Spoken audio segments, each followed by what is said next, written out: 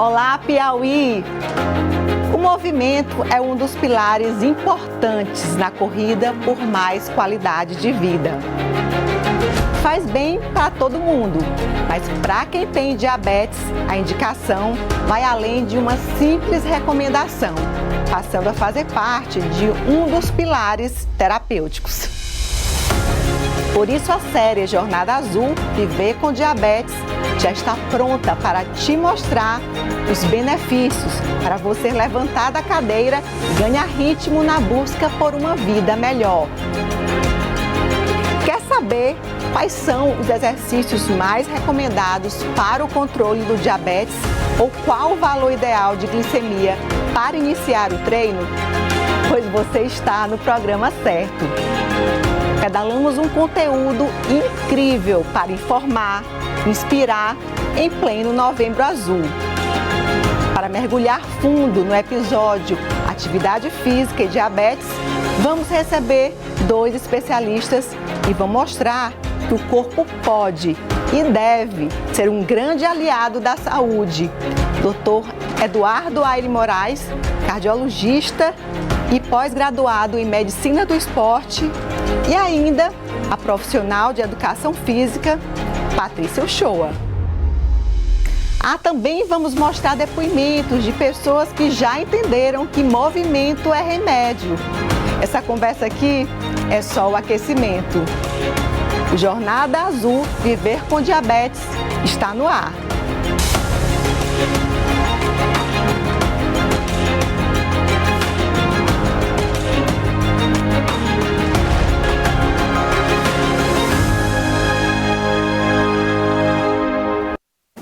Se a glicose fica equilibrada, o coração ganha fôlego e a qualidade de vida acelera, certamente você faz atividade física. Isso porque o exercício é combustível para se ter energia e saúde. É claro que o Jornada Azul Viver com Diabetes não poderia deixar de fora um tema tão essencial para quem quer ter melhor controle glicêmico. Eu já estou aqui com o Dr. Eduardo Aire Moraes, que é cardiologista e pós-graduado em Medicina do Esporte, e com a profissional de Educação Física, Patrícia Uchoa. A doutora Patrícia tem um currículo maravilhoso, é profissional de Educação Física, professora da UESP, é especialista em Atividade Física e Saúde também pela UESP e mestre e doutora em Ciências da Saúde pela Universidade Federal do Rio Grande do Norte. Um grande currículo, nós temos sorte de ter aqui 2 grandes profissionais. Sejam bem-vindos ao Jornada Azul, não é isso? Estamos aqui em pleno Novembro Azul, em que o assunto é o diabetes. E a primeira pergunta que eu faço é para você, doutor Eduardo, por que a atividade física é tão importante para ajudar a prevenir e a tratar o diabetes? Bom, a atividade física é importante para muita coisa, né? É importante é quase impossível hoje em dia a gente falar de ter saúde sem atividade física, né? Tem impacto na pressão arterial, tem impacto no controle de colesterol, tem redução de desfecho cardiovascular, tanto com morte quanto AVC. E não é diferente para o diabetes, né? O diabetes é uma importante causa de morte no mundo todo. E o exercício físico, de forma regular, ele consegue ser uma ferramenta valiosa, tanto para a prevenção do diabetes como tratamento dele. Entendeu? Como é que funciona essa atividade no músculo, né? Como é que... Porque acho que o grande benefício está aí, né? Acho que quanto maior a massa magra, né? Quanto maior o percentual de massa magra, melhor o controle glicêmico. É isso mesmo? É isso mesmo. Então, assim, a gente sabe que o nosso reservatório de glicose é dentro do músculo, né? Mas a gente também utiliza o nosso fígado, a gente utiliza outros músculos, tá? Para também repor. A insulina, ela é produzida no pâncreas e consegue jogar para dentro das células musculares. Mas o exercício físico consegue intensificar essa captação também. Então, é formidável como o benefício do exercício físico para o paciente diabético e para quem tem uma predisposição a se tornar, ele é fundamental para esse controle glicêmico. Ele serve de ferramenta importante e valiosa para que essas células que vão captar essa glicose, que estão correndo no sangue do diabético, consiga ser bem captada, consiga ser bem manejada para dentro das células musculares. Quanto mais músculo, sim, a gente tem mais reservatório para poder fazer essa guarda. Então, músculo não é só estética, não é isso? Não. O músculo também serve para você se manter com mais saúde, ter melhor índice glicêmico. Patrícia, professora, me diga uma coisa, qual atividade física mais indicada para quem tem diabetes?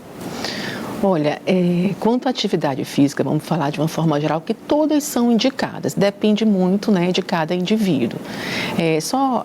Corroborando um pouquinho com o que o Dr. Eduardo falou, durante a atividade física, nós temos esse controle glicêmico, ou seja, uma captação maior de glicose do sangue, não é? Então, independente da via insulínica, não é? Então, é muito interessante a gente entender que a atividade física diária, ou pelo menos um dia sim, um dia não, né, nós vamos estar, baixando esse teor de glicose do sangue, né, por uma via independente de insulina, ou seja, mesmo que a pessoa tenha resistência à insulina, ela vai estar captando glicose durante a atividade física. Então, as contrações musculares, faz com que esses carreadores da glicose migrem para a periferia e a glicose entre, né? E além disso também, que é importante a gente ressaltar, é que aquelas pessoas, as pessoas com diabetes tipo 2, que têm resistência à insulina, né, a atividade física regular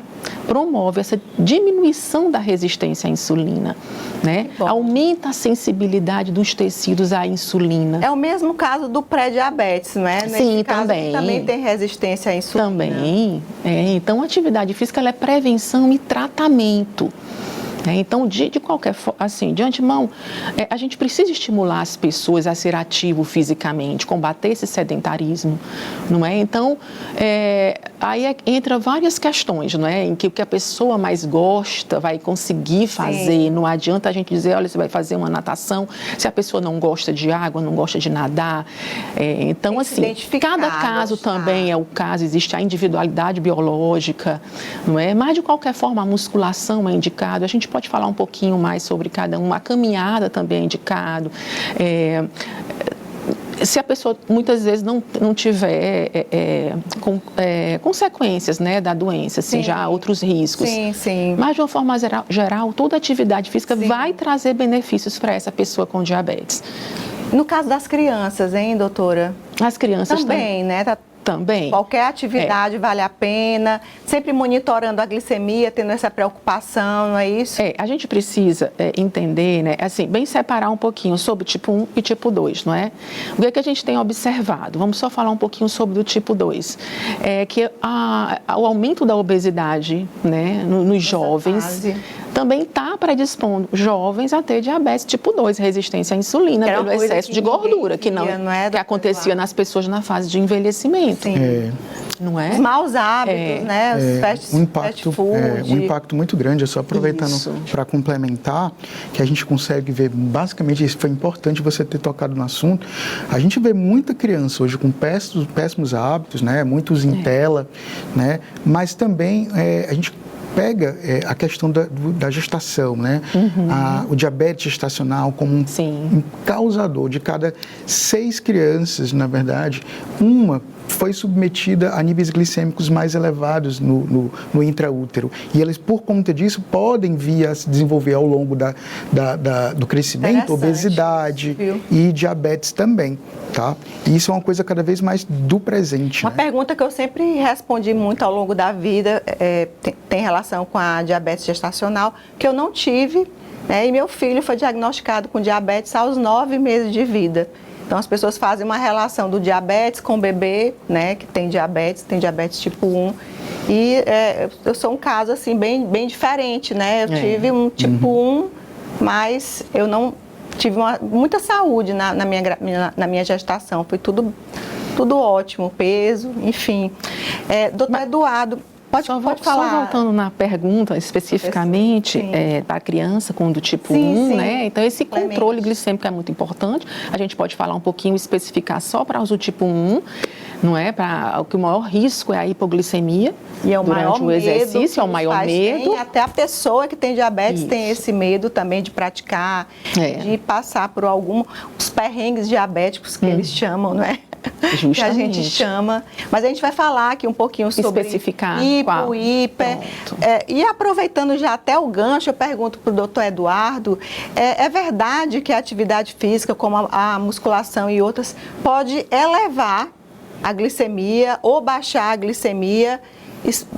Me fala um pouco sobre isso, doutor Eduardo. Sim, é verdade. Então, assim, a gente até meio que de bom senso, né, com senso, que a gente entende por que a exercício físico vai fazer com que baixe, né, a glicemia, né? Até como o professor acabou de citar aqui, né, tem esses fatores que contribuem até além do fator insulínico para poder controlar a glicemia, tá? Mas alguns exercícios, né, a gente pode ter picos glicêmicos, né? Estranhamente a gente pode ter, não é tão, se a gente for olhar a fisiologia dessa história, né? Às vezes alguns exercícios que estimulam o corpo de forma mais exacerbada, né?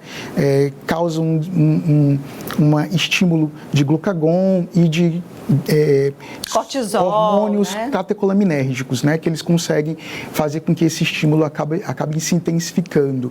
E aí você tenha picos glicêmicos no transcorrer. Até o nome são os hormônios contrarregulatórios, né? É isso. Isso não pode ser um motivo de desestímulo. Não. Porque, posteriormente, a gente sabe que após o exercício físico, nosso corpo ainda está captando mais glicose. Então, por mais que tenha subido ali no momento de um exercício de alta intensidade, depois tende a regular, a baixar. Se tiver, acho que até vendo assim a questão até da estratégia do exercício. Por exemplo, o meu filho, quando ele faz atividade de musculação pesada mesmo, com altas cargas, então assim, nesses dias é tudo alinhado com a endocrinologista. A insulina basal, ela cai um pouquinho à noite, a gente aplica menos e ele vai, né? Então, por exemplo, essa semana eu observei, teve um dia que ele fez 170 chegando na academia. E aí eu creio que deve ter subido bastante na hora da atividade. Quando ele terminou meia hora de cardio, ele já estava com 140 de glicemia. E ao longo da noite, do dia, resto do dia que ele treina à noite, já foi caindo mais, foi caindo.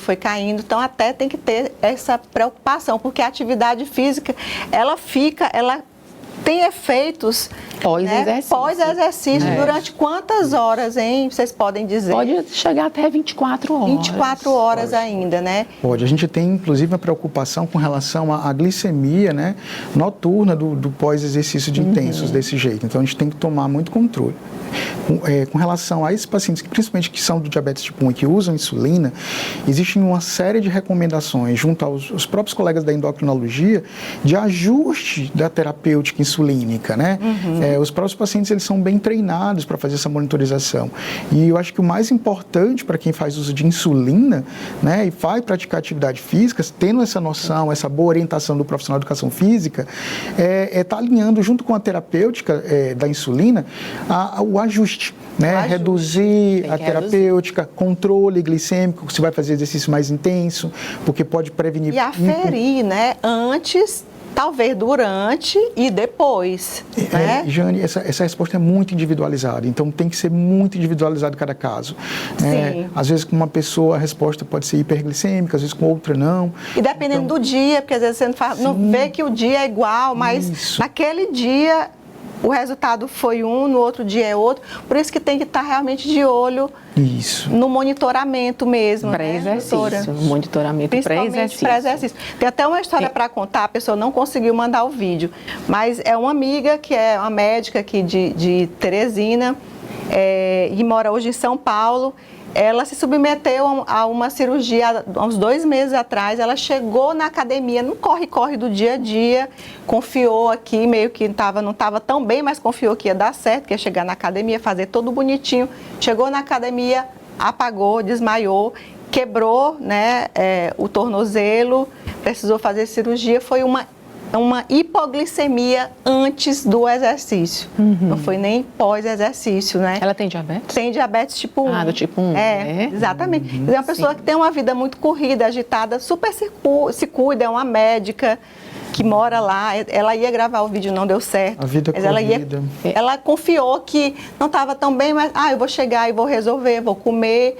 E desmaiou ali, né, na entrada da academia. Essa medida para exercício tem que acontecer, porque se tiver abaixo de 90, o indicado é não fazer, e de 90 a 150, consumir de 15 a 30 gramas de carboidratos para poder, né, entrar para os 150, de 150 a 250 ele pode fazer. Vocês podem me corrigir, eu li por esses dias que até 250 é aceitável, pode, né? Pode. Acima disso, não, jamais, né? Corrige, espera. A questão assim, é com relação a chamar atenção para você ter o ajuste, né? Se você vai submeter uma atividade física e você pode ter consumo e você vai ter consumo de glicemia aí no transcorrer, existem estratégias, tanto da parte de educação física para poder, por exemplo, jogar o aeróbico para depois do treino muscular é uma alternativa que a gente pode fazer também, né? Porque às vezes você pode mascarar essa questão de pico de glicemia. Orientar com relação a uma suplementação pré-treino é importante também, dica importantíssima de você fazer essa reposiçãozinha. E às vezes usar, quando você faz treinos muito prolongados, reposição. Por exemplo, você vai fazer uma corrida mais extensa, um aeróbico mais prolongado. Também você vai ter que fazer essas reposições. Com relação a essa questão das hipoglicemias, elas podem acontecer e a gente tem que monitorizar cada caso. É difícil, inclusive para um profissional de médico, como passou por isso agora há pouco, você citou, para quem é leigo, então, mais ainda. É bem difícil, às vezes você confia. Eu tenho uma história para contar que chega a ser muito engraçada. Eu fui com meu filho ali para Raul Lopes caminhar e a gente às vezes ele sempre anda com doce, rapadura, tudo, você puder imaginar, vai na bolsinha dele. Depois ali já da ponte estaiada, ele começou a ter uma hipoglicemia, aí comeu a rapadura, não segurou. Eu gosto muito de dar rapadura para ele. Não segurou e a glicemia foi caindo, 50, 40. Eu zero dinheiro no bolso. Gente, eu fiz uma maratona, eu corri de uma ponta a outra da Raul Lopes, não me pergunte como. Peguei o carro lá na ponta, ele ficou sentado. Depois catei lá o Enzo e a gente foi para casa comer e, enfim, uma agonia, só quem sabe, né, o que é uma hipoglicemia, quem passa, quem vê de perto, porque... Tem brilhante, assim, essa observação, porque você me fez lembrar de uma situação. Tem pessoas que utilizam aquele marcadorzinho de sensor de glicemia transdérmico para ficar se guiando. Quando aquele sensor está em tendência a curva ou queda, ele tem como se prever um pouco mais antes do tempo isso. Ele tem, né? E ele estava com 300, caiu mas rápido. Com uma coisinha de queda, né? E com a setinha de tendência para baixo. E mesmo assim eu confiei. Não, ele aplicou ali umas 3 unidades. Vamos caminhar porque vai ajudar e vai baixar. Só que caiu muito. Então foi um dos grandes sustos que nós tivemos. A Liane, essa médica, também teve esse susto. Enfim, são os perrengues que a gente... Ele estava caminhando ou correndo? Caminhando. Só Caminhando. caminhando. E é isso, aí as mães enlouquecem. Pode falar. Porque a caminhada, a atividade aeróbica, né, de baixa intensidade, a moderada, ela capta mais glicose do sangue do que, como o doutor falou, o exercício de força. O exercício de força, por ser de alta intensidade, libera os hormônios contrarreguladores. Aí, no caso, acabou baixando. Acabou baixando. Eu vou falar uma coisa que até que você me corrija, porque você é Não. Sabe o que foi que eu já recebi, já li também a respeito? É que as recomendações para poder a gente fazer para esses treinos aeróbicos é de dar um tiro. Por incrível que pareça, o estresse rápido de poucos segundos eleva, faz aquilo que a gente acabou de comentar do pico glicêmico, tá certo? Então, o importante, na verdade, fazer com que as pessoas observem mais como o exercício funciona para ela. Exatamente. E a gente tem que ter realmente essa atenção, esse autoconhecimento para poder realmente... alinhar com os profissionais, né, que estão ali em volta, como fazer, né, em cada situação. De qualquer forma, além da garrafinha de água, é sempre bom ter um carboidrato, né, de absorção rápida, o glicosímetro ali por perto. E aí eu pergunto para vocês, doutora Patrícia, as academias, elas têm isso? Elas são treinadas para fazer uma glicemia, eles têm um aparelho de glicemia. Existe alguma lei que fala sobre isso, que dá essa garantia para o paciente que é diabético e que está na academia, que pode passar mal? Como é que isso funciona? Nem todas as academias estão preparadas, né? A gente observa que muitas vezes é confundido a hipoglicemia com a hipotensão, né? Então, nem todas as academias estão, não posso sentir, sim, sim. Né? Mas assim, nem todas estão. Mas já aconteceu um episódio também na academia que eu fiquei louca atrás para socorrer uma pessoa e fui atrás de uma rapadura de alguma coisa, não tinha. Eu fui numa lanchonete próximo para dar para essa pessoa, para ver se ela melhorava, não é? Então, assim, a gente realmente, quem tem diabetes tem que ir com o seu carboidrato de alta absorção. E falar para as pessoas que para as pessoas terem conhecimento. Terem conhecimento que ela tem convívio com essa condição, até para caso algo do tipo venha acontecer, as pessoas possam entender, foi uma hipo, está acontecendo uma hipoglicemia aqui. Então, a importância de você comunicar. O importante é as pessoas saberem que a hipo da pessoa não é só ela passar mal, desmaiar, sim, não. Ela pode não estar falando coisa com coisa. É muito comum. Ela pode ter uma convulsão, como eu já presenciei, uma pessoa com diabetes. Desmaiar, mas assim, é muito comum também ela ter confusão mental, quando a glicemia baixa muito rapidamente. E essa confusão mental, confundida até com um pequeno surto. O cara não está falando coisa com coisa, o que é que ele tem? Ficam rindo. Eu já presenciei inúmeras, né, como uma pessoa, sim, que eu conheço. Sim. É comum isso acontecer, é comum essa confusão mental. Então, as pessoas próximas, os colegas na escola, a professora, na academia, tem que estar conscientes, cientes que a hipoglicemia não é só desmaiar, dar aquele brancão, mas não, é confusão mental, convulsão. E nesse Novembro Azul a gente faz um convite para você que tem uma academia, levar uma palestra para o seu espaço, começar a treinar um pouco o uso do aparelho, adotar o aparelho no dia a dia dessa academia para uma situação como essa. Na verdade, assim, hoje o público da academia é tão plural, a gente vê muitos idosos, né, muitas pessoas com doenças crônicas ali tentando, né, pegando o exercício, colocando na vida como remédio. Então, é preciso ter esse cuidado a mais. E treinar a equipe para isso, para esses sinais que vocês acabaram de falar, não é isso? É importante, assim, a gente fala muito na aferição para o diabético do tipo 1. E para quem tem diabetes do tipo 2, não é tão importante, não é? Ou sim? Ou é relevante? A oscilação da glicemia dele não é tão grande, porque como o do tipo 1 que está ali, né, administrando insulina várias vezes ao dia. A gente se preocupa um pouquinho, mas a gente se preocupa um pouquinho, exatamente porque é mais autocontrolado. Mas uma das coisas que preocupa também, por exemplo, é o uso de alguns hipoglicemiantes que podem fazer uso. E pode dar uma reação de hipoglicemia. Pode causar hipoglicemia, né? O mais comum são da classe das sulfonilureias, né? Mas, enfim, você ficar atento individualmente para cada caso, alertar para alguém que está fazendo contigo atividade física, alguém próximo, né? Eu acho que servir de conscientização para as academias de terem um controle, né? Eu acho que tudo isso cerca a gente de mais cuidados e de mais proteção. Exatamente. Uma questão que eu escuto muito lá na Associação dos Diabéticos do Piauí, se você não conhece a Associação dos Diabéticos do Piauí, siga aí no Instagram, @adpiauí, tá certo? Deixa aqui uma dica. Bom, muitas pessoas falam assim, eu tenho uma vida muito corrida, eu lavo roupa, eu lavo minha louça, eu vou deixar, eu banho o cachorro, eu limpo a casa, eu nem preciso ir para a academia, nem preciso fazer atividade física. O que dizer para essa pessoa que acha que essa vida corrida, né, paga, né, o treino do dia? Esse tipo de atividades da vida diária, às vezes doméstica, eles não vai aumentar a aptidão física daquela pessoa. Não vai trazer adaptações fisiológicas e bioquímicas para melhorar a aptidão física. É melhor do que não fazer nada? Sim. Melhor do que uma vida totalmente sedentária, né? Mas a gente precisa fazer, você precisa melhorar a sua força muscular, melhorar a sua capacidade física, capacidade funcional, né? E essas atividades ali, como às vezes passear ali um pouquinho com o cachorro, ou numa intensidade muito leve, Sim. que não vai trazer adaptações.